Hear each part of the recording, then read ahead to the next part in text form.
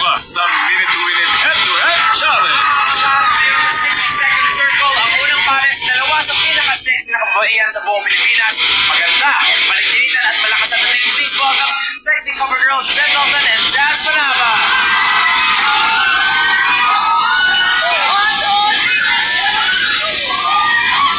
Makakaharap nila, wala ka nang hahanapin. Pagdating sa ganda, now. Pagdating paliginitan, now. Malakas ang dating, now. Please welcome mga komedyana Alora and Jared. Filipina! Honor Millions! Labanan ng pag-projecting. Ang laban nyo, parang ASAP Summer Special. Di ba? Sexy kayo, parang Magandang Gabi Bayan Halloween Special. Kanino kakampi ang swerte? Sa beautiful and sexy models?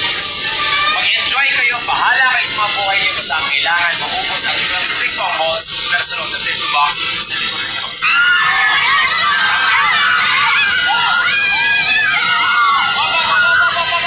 O sa beautiful now and sexy now?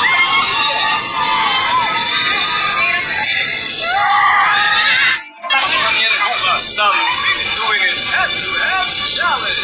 Uy, girl, ang ganda mo! Sira to!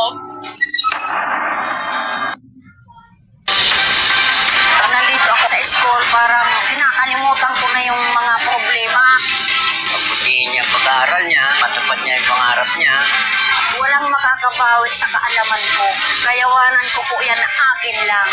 Tayo ang likod. Tayo ang kapamilya. Sa ulo ng mga nagbabagang balita, Ang may-ari, may-ari ng baril.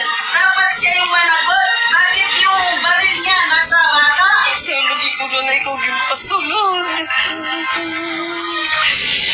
Wala mo lang, sa kaging plancha ko pa rin yung uniform, ang sapatos, ilimbiwan ko pa tapos mauli ka sukat.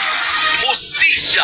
Patuloy na panawagan ng pamilya ng mga biktima sa madugong pamamaril sa San Jose National High School sa Tacloban City. Patong na reklamong kriminal, isinampan na laban sa 15 anyos na estudyanteng sangkot umano sa pamamaril sa Tacloban.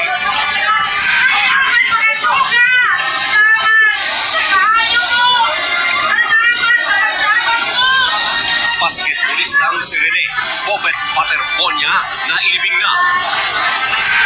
Ateneo de Manila University President Father Roberto Yap umarap sa CIDG. Magkahiwalay na investigasyon ng mga pulis at NBI kaugnay ng trahedya sa Aurora patapos na.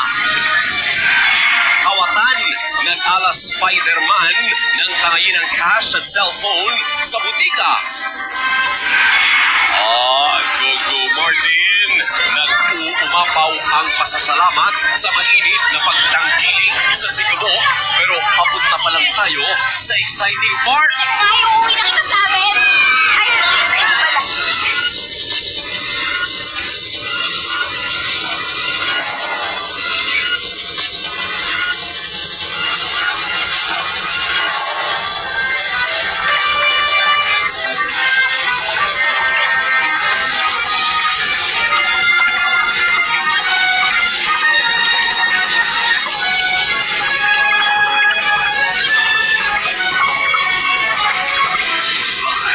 Mula sa ABS-CBN News Center, Manila, ito ang TV Patrol!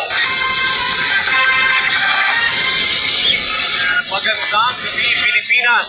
Simulan natin ang balitaan sa nangyaring pamamaril sa Tacloban City.